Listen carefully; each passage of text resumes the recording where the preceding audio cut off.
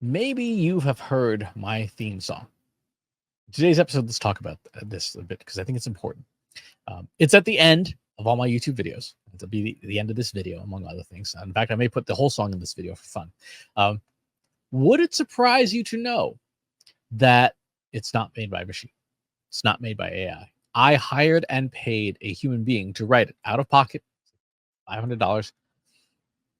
Why didn't I use a machine? Why didn't I use AI? I talk about AI all the time and how amazing it is. Well, two reasons. One, the specific instructions I gave my composer. My composer is a woman named Ruby King, based in the UK, phenomenal musician.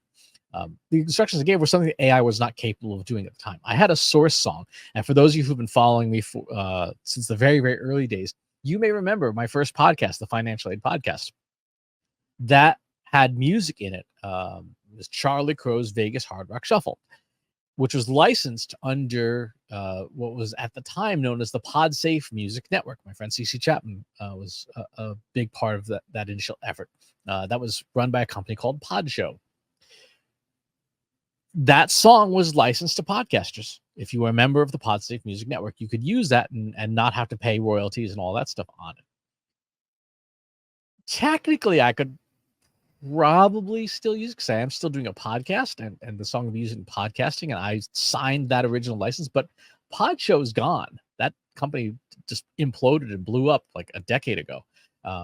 And my general understanding is that if the licensing entity is gone, then the license itself is also gone, is null and void. And even if it weren't, I don't have documentation saying that I signed this thing. It was run by them. And when it comes to intellectual property, you generally want to make sure that you have rights to use something, especially if it's for commercial purposes. So the instructions I gave to my composer were, I want this original song to be the thematic inspiration for a new song, but the final product cannot sound like the original. It can't use the same chord progressions. It can't use the same melody, because I have no license to use it, and I don't want a music lawyer showing up at my house to punch me in the face.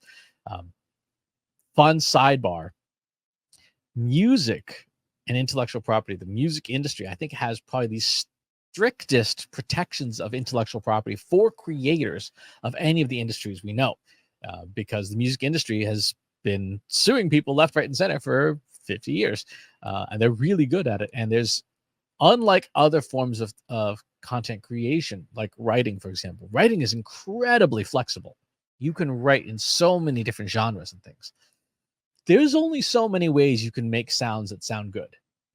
There's more restriction. There's somewhat more restriction on music than there is, say, on the total freeform nature of writing. So that was the remit. A human composer can mentally wrangle that task, right? Okay, I can create something that's thematically inspired by, but is not the same thing, not even copying elements of it, but sounds similar. A machine has a much harder time with that. Services like Suno and Audio and stuff are way more capable today than they were 6 months ago. But even today, given detailed instructions, they still couldn't nail what I was after. Believe me, I tried. I messed around trying to create, probably a few dozen variations and just could not. So this is a case where the human simply does a better job and probably will for a little while. So that's consideration number one. Humans are simply better at the task. Consideration number two, which I think is probably arguably more important. Remember this: because of the court case Naruto versus Slater, at least in the United States, this is the court case where a chimpanzee picked up a photographer's camera, took a selfie, and the photographer tried to copyright protect it, and went to the courts. And the courts ruled, human, you didn't do the work, chimpanzee did the work. Chimpanzees can't hold copyright, and therefore this has no copyright.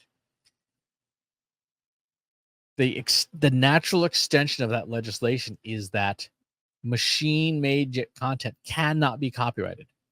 Right? Machine-made content cannot be copyrighted, and that means if you use AI to generate your song, and if someone else likes that theme music, they can copy it with absolutely no repercussions, right? And you have a B2B marketing podcast, and you create some great music, and someone else goes, "Wow, that sounds really good. I'm going to copy that."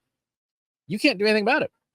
There's nothing you can do about it. because it's not copyrightable. It's immediately in the public domain the moment it's made. A work for hire made by a human being can be copyrighted, right? If someone copies my human-made theme music, I can send a music industry lawyer to punch him in the face, metaphorically speaking, because the copyright is intact and transferred to me as the sponsor of the producer of the song. So that consideration is a really important consideration when it comes to the use of artificial intelligence. If you want to be able to enforce copyright with no questions asked whatsoever, it's got to be human made. There is a place for AI in the creative arts. There is a place for AI in music. There is also a place for humans in music. It is one of those things where it's not either or, it's and. There's a place for both entities depending on the use cases. So that's going to do it for today's show. Thanks for tuning in. Talk to you next time. If you enjoyed this video, please hit the like button. Subscribe to my channel if you haven't already. And if you want to know when new videos are available, hit the bell button to be notified as soon as new content is live.